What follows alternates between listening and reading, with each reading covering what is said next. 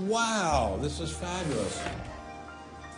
Let's put it this way. Before you can ask, is Darwinian theory correct or not, you have to ask the preliminary question, is it clear enough so that it could be correct? That's a very different question. One of my prevailing doctrines about Darwinian theory is, man, that thing is just a mess. It's like looking into a room full of smoke. Nothing in the theory is precisely, clearly, carefully defined or delineated. It lacks all of the rigor one expects from mathematical physics, and mathematical physics lacks all of the rigor one expects from mathematics. So we're talking about a gradual descent down the level of intelligibility until we reach evolutionary biology. We don't even know what a species is, for heaven's sakes. So his theory is smoke, but elegant smoke. There's a certain elegance to it, but you know, I think Einstein had the appropriate remark. He preferred to leave elegance to his tailor. A room full of smoke? That certainly wasn't what I was hearing from prominent Darwinists like Richard Dawkins. Evolution is a fact. It's a fact which is established as securely as essentially any other fact that we have in science. Richard Dawkins is so confident that evolution is a fact, and that therefore God doesn't exist, that he has devoted his entire life to spreading the evolution gospel. I'm an atheist with respect to the Judeo-Christian God because there is not a shred of evidence in favor of the Judeo-Christian God. It is completely right to say that since the evidence for evolution is so absolutely, totally overwhelming, nobody who looks at it could possibly doubt that if they were sane and not stupid. So the only remaining possibility is that they're ignorant, and most people who don't believe in evolution are indeed ignorant. But the people I spoke with weren't ignorant. They were highly credentialed scientists. So there had to be something else going on here. So you think the whole theory of evolution is false, or just certain parts of it? Well, again, evolution is a slippery word. I would say minor changes within species happen. But Darwin didn't write a book called how existing species change over time. He wrote a book called The Origin of Species. He purported to show how this same process leads to new species, in fact, every species. And the evidence for that grand claim is, in my opinion, almost totally lacking. How does Darwin or Darwinism say life began? Well, he didn't know, and in fact, nobody knows. So Darwinism, strictly defined, starts after the origin of life and deals only with living things. Well, how can there be a theory about life without a theory about how life began? Well, a grand overarching evolutionary story, of course, does include the origin of life, but Darwin's theory doesn't begin until you have the first cell. Well, does someone have a theory about how life began?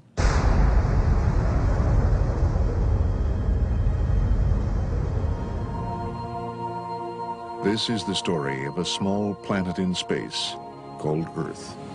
For a typical Darwinian explanation of how life originated, Dr. Wells directed me toward this documentary. The chemical elements essential for life, hydrogen, oxygen, carbon, and nitrogen, were now in place. What was needed was a way of combining them. Perhaps the energy came from lightning. Whatever it was. Excuse me?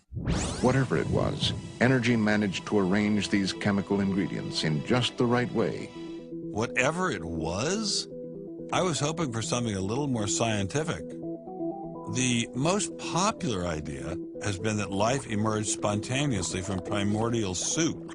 In 1953, Stanley Miller mixed water, methane, ammonia, and hydrogen to simulate the early Earth's atmosphere. Then he ran electricity through it in an attempt to jumpstart life. It's alive! It's alive!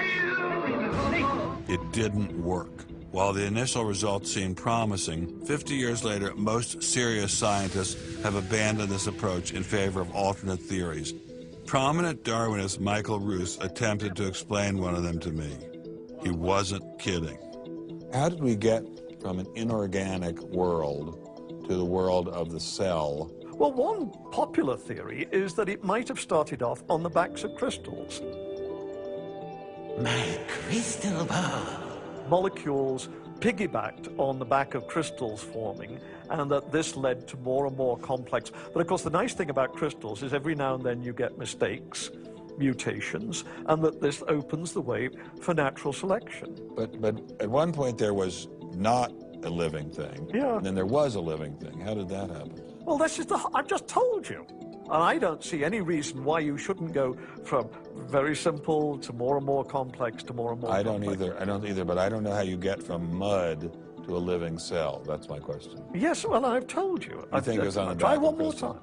On the backs of crystals. On the backs of crystals is at least one hypothesis, yes. So that's your theory, and you think that is more likely and less far-fetched than intelligent design? I think it is. I wouldn't put Ben Stein's money on Dr. Bruce's joyriding crystals, but it did make me wonder, what were the chances of life arising on its own?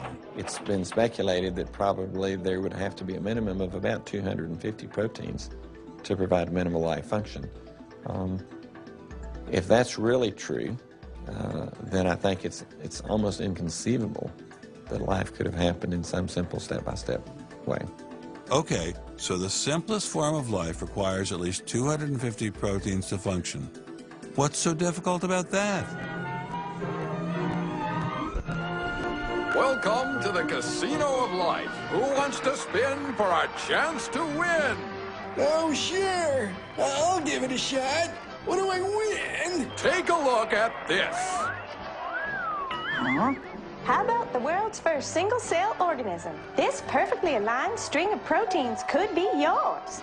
Now, take a spin.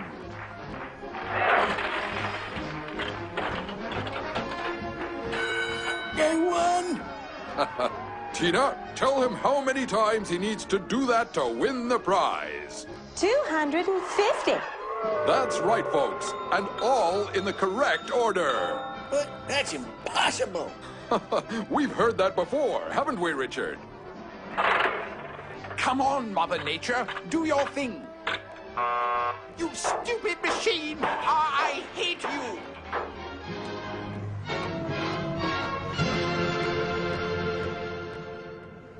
We're talking about something that's staggeringly improbable, roughly 1 in a trillion, trillion, trillion, trillion, trillion, trillion. Let all of life choose a million, a trillion, trillion. The number is essentially zero. Something has to skew nature to choose the ones that work. So, in the game of life, it looks as if the house always wins. Luckily, some serious scientific minds have figured out a way to beat the odds. Directed panspermia. When faced with the overwhelming problem of the origin of life, Nobel Prize winner Francis Crick proposed this theory, that life was seeded on Earth, which basically means aliens did it. Crystals? Aliens? I thought we were talking about science, not science fiction. We don't know what caused life to arise. Did it arise by a purely undirected process, or did it arise by some kind of intelligent guidance or design? And the rules of science are being applied to actually foreclose one of the two possible answers to that very fundamental and basic and important question. So the rules of science say we will consider any possibility except one that is guided. Exactly. No matter how life began, on the backs of crystals or in the test tube of some intelligent designer, everyone agrees it started with a single cell. But what is a cell? Let me ask you a question. Yeah. Darwin wrote The Origin of Species in 1859, published it in 1859. He had an idea of the cell as being quite simple, correct? Yeah, everybody did. Okay.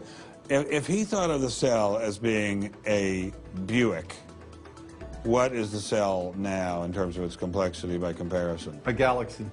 If Darwin thought a cell was, say, a mud hut, what do we now know that a cell is? More complicated than a Saturn V. So what is in a cell as far as we know now? A world that Darwin never could have imagined. I needed someone who could give me a glimpse into this world.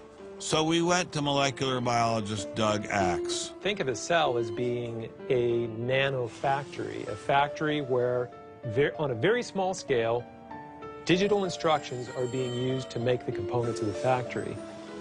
Here we have the famous DNA double helix. You can see the two helical strands that are intertwined and wind around each other on the outside of the molecule. This is the material that stores all of our genetic information. In higher life forms, this will be the equivalent of something like a gigabyte of information stored in the molecules that form the individual chromosomes, all packed within the nucleus, which is a tiny fraction of the entire cell size. So what does DNA do? Well, the information in DNA ends up providing the information for sequencing the amino acids to make protein. We have information in a one-dimensional form that provides the information for a three-dimensional form.